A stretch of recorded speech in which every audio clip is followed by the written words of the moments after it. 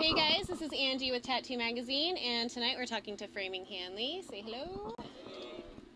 Okay, so you guys are now touring your new album that came out a couple months ago? Last April. April. No, wait, it was a couple months ago. So, yeah. The sum of who we are, right? Yes, that is correct. It's June now. Yeah. Okay. So you guys are currently touring, and then we're actually going to have you guys in the print magazine not till September. Oh, wow. So it's going to be a few months. Do you guys have any idea what you'll be doing in the fall or for the rest of the year? Touring relentlessly. That's kind of, the way we kind of made our name, and, anyone aware of Framing Hanley in the first place was just by touring, and that's really something that we haven't been able to do for a few years now. So it's, 2 months in right now. I couldn't even remember how long it's been, and really that's for foreseeable future. We just plan on being on tour. Yeah, I mean, we don't have September planned right now, but August we got some doing some festivals around the U.S. and then it looks like into October we're going to be heading out overseas to the U.K. So hopefully, I'm sure September will be booked soon enough. You'll be somewhere. Yeah. Okay. So far, how has the fan response been to the new album? It's been awesome. There's a few songs on it, like "Simple Life." We've been getting them to do a crowd response back, and it's just the response coming back from the crowd has been awesome. Yeah, I mean, just with it being, us being gone for as long as we were, and have an album out in such a short time, like, people the day after the album release, came to the show in Nashville, or even before when we were doing a stream of the album on Billboard, and yeah, just to see people already singing along with as many songs, because I guess it's about half and half right now of the set, half old stuff, half new stuff, and it's it seems like the albums have been out about as long as the oldest one has, just because everyone's been singing along with everything. They all know all the new songs already, and yeah, that's awesome. Just a testament to how awesome and dedicated they are, I guess, because it was not something we really expected, and it's been a pleasant surprise for sure. Now, you guys actually had quite a problem, or a few obstacles in getting the new album out, right? Oh, yeah. Several problems? Yeah. And ended up doing, what's it called, a Kickstarter? Or Yes. Is that what it's called? Yeah, we did crowdfunding, and yeah, I mean, Kickstarter wasn't the phenomenon then that it is now, so in the beginning we were very hesitant to look at that as a means to fund the album, but we looked at it as one of those things where it's like, if what would get me off my couch and involved with a band that I'm a fan of, and thought that if we did some cool things, some cool perks or rewards, that people would want to get involved in, but we never in a million years thought that that it would raise the amount of money that it raised, and yeah, I mean, we wouldn't be sitting here having this conversation right now if it wasn't for the Kickstarter. Pulled through. Oh, they went above and beyond. Yeah, I mean, we would, like I said, next record at this point without them. Kickstarter and crowdfunding is really like a new tier for fans and bands to really show how much they appreciate one another. Like after so much time, we finally were able to put out this album and give back to the fans, and for them to show us how much they want to hear it is pretty cool. Well, I'm sure as a fan, a lot of them feel a little closer to the album too. For those who donated and helped you out, they I hope so. feel I hope they part feel of that, it. because it's we try to make this very aware every show that we play since we put out this album. It's like we wouldn't be here today doing this if it wasn't for those people helping us, attain the reality of even doing a third album. It wouldn't have happened if not for the Kickstarter. So hopefully those people know how much we appreciate them. It's something that we're going to remember for the rest of our lives, for sure. All right, so it looks like you guys are going to be on the road for quite a while now. How do you guys get along touring? Me and this guy. Everybody else now? Everyone just wrestles him. Okay. Yeah, every arm time he's wrestles, angry at so. someone, we just Is that how you It's solve arm- it's- problems? Yeah, we arm wrestle. Sometimes we have to get Nixon. Stoy's dad involved. Yeah, my dad likes to wrestle with Brandon and have him go to Michigan. Yeah. It's But we sumo wrestle with our elders. Get hurt or anything. We're all a bunch of brothers, so it's kind of like Step Brothers, the movie. We just beat up on each other every once in a while, and then we love each other eventually. So you guys get along, but you have to beat each other up as well. Of course. There's always so much room for activities when we're hanging out. So many on this thing. There's so many activities we do in here. We have ladder matches. Yeah. And what is exactly involved in a ladder match? Just Brandon getting his ass beat. With the ladder, yes. Yeah, I me. see. Yep. Okay. You should see it. No, we Well, usually for the last month we were on a bandwagon, and there was definitely a lot more room on there, and we did, we were very big into video games, and he's a big hockey fan, so he, if he had his choice, he would definitely be watching the Kings and Rangers tonight. Sports. Sorry, you have to play. No, yeah, but no, we obviously can't even watch it, even if he's not on stage. That is just a communications device for us to reach our friends in Starset. Okay. Starset, can you hear us? Starset. It's not on. Oh, They're not no, there. no. Okay. No, they're not there. All right. So you guys talk to your family through that, or are you like?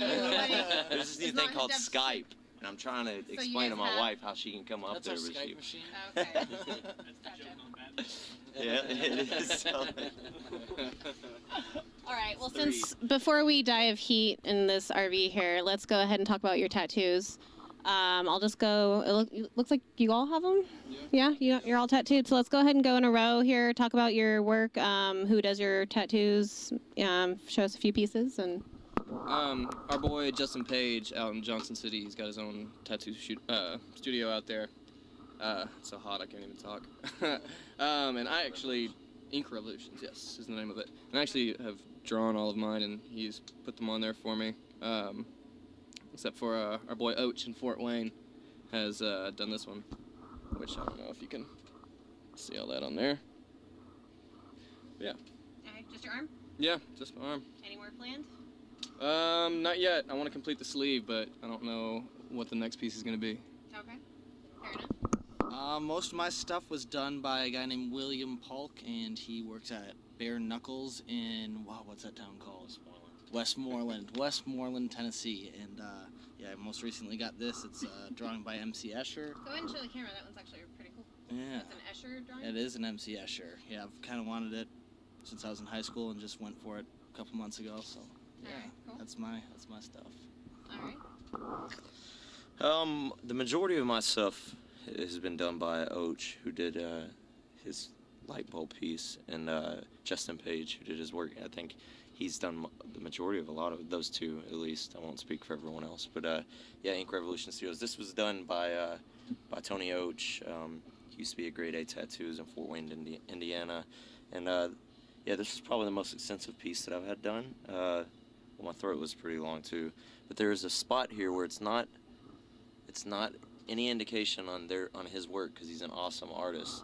I was just hallucinating a few hours after getting this tattooed and scrubbed it in the shower for like hours, and it will not take ink in that spot now Oh, because so of you've that. actually touched that up. Yes, I've had it done. And Yeah, it's Justin awful. actually went in and did some touch-up work on it, and then added this while we were cruising down the interstate, leaving Panama City. It was when we played La Vila. We were in the back lounge on the bus, and he was tattooing me, and I tapped out. This was supposed to be like a, like a cuff, Tapped basically. out. I mean, that was Oh, painful. man. I had my throat done, and this was And the you couldn't worst. handle your wrist? No, it was awful. I've wanted to get, and I'd say probably that's one of the most meaningful tattoos on knuckles. I love eggs. It's also his No. PIN number upside down. It's my two Oh. brothers' birth years, Okay. 89, 93. Yeah, this was another piece done by Oach. It's my eyeball. He took a picture of it and then tattooed it with It's actually your eye. yeah. Okay. And he tattooed it, except I don't have a microphone in my iris. He added that, and it's his dream. I forget the artist that did this piece. It was in Nashville somewhere, and it says Elise vola propri, and that means he flies with his own wings. And Icarus is, of course, in Greek mythology, one of the godsons that had wings made of wax and feather, and he flew too close to the sun. The wings melted. He died. So yeah, it's I guess probably one of the more meaningful ones too that I just kind of overlooked because of how long I've had them. But just means where I am today is because I kept going. I Is wasn't. that your first tattoo? It was my second tattoo. Yeah. Where's your Yeah. first one? Oh man. Oh. They did this one. Do you have to strip for that one? Is No, that it's right? this. Okay. It's Oh. this terrible piece. It's the most awful piece on me. And again, nothing about the artist necessarily. This was originally an old moniker that we lived by, called Ember's Fade, before we were framing Hanley. A few of us were in this band. and it's an E and an F. And then I got drunk one night after my ex-girlfriend and I broke up and put she loved, then she, and then an L and a T on the other side of this I to see. say left. I didn't know that. But that's because It was either that or L. it looks so bad. Oh, though. that's awesome. It's like L, and then that doesn't even look like a T. But yeah, that's one piece that I will be having covered up eventually. So that will be covered up. Yes, and then this used to be like yellow and orange, and I mean this is something you probably know about from Tat2 magazine, but apparently, like, you know, obviously different inks will take to different skin differently, but my body rejects yellow and blue a lot actually in this area, and orange. It might have just been the ink again, yeah. It used to be bright, like brighter than the shirt, and now there's no yellow there. It was also had to do with me, I think, getting it done when it wasn't ready to be tattooed again. Gotcha. Which is a no-go. Don't do that. Yeah. All right, let's tell us about your tattoos, Brandon. All right, sure. You finished? No, I got more. You want to hear about them? Yeah, I do. I guess my most meaningful tattoo is this one here. It's some children blocks. It actually spells out my autistic brother's name. His name is Terry, and his birthday. And all the blocks and the bubbles and the puzzle piece just are toys and things that just remind me of him. And then my whole arm is family. I have this diamond here with this moon. It's like the way me and my mom related was like through Pink Floyd, so it was like a Shine on Your Crazy Diamond, Dark Side of the Moon kind of collaboration. That's my last name. It's Dakota Arms, but it's way unfinished. In my farmer's tan, it's amazing. And also the farmer's tan cover here, being from Nashville, this is my Nashville tattoo. This is from actually Justin Page, which is Ink Revolution, and we're a bunch of crazy ass motherfuckers. So some of us got some CAMF tattoos. Some of us aren't crazy as others, but and also I have this tattoo by one artist that's actually different than the rest. This is done by Kyle Cotterman. I believe he's actually in Dayton, Ohio now. But the ladybug is like a symbol of good luck. But that's probably one of my most favorite tattoos. It's pretty rad. I get a lot of compliments on it. So. That's good. We like to smack him on the arm. Be like, dude, you got a bug on your arm. Yeah. Never ends, huh? It does not. It never gets funnier either. I don't know why. Yeah, exactly. Right here I've got, it's from kind of a scenery for the song Cape Side from our first album. And I've got All the World's a Stage right there. Just that one actually means a lot to me because it kind of got it right before all the touring started overseas for us. So it's kind of been something to live up to now. All right. Very cool work, you guys. Thank you so much for talking to us. So fans can check you guys out online to find tour dates, get the album. FramingHanley.com. Yeah, all the tour dates are on there, and the beginning of a webisode or a web series that we're just starting called The Ruckus. You can stay up to date on that on our website as well. And that's just what you guys touring, or what's involved with that? Kind of. Right now, it's we just started it when we started touring, so it's basically just going to be what it's like to be in Framing Hanley. Yeah. Okay, gotcha. All right. Well, thanks, you guys. Say bye. Bye.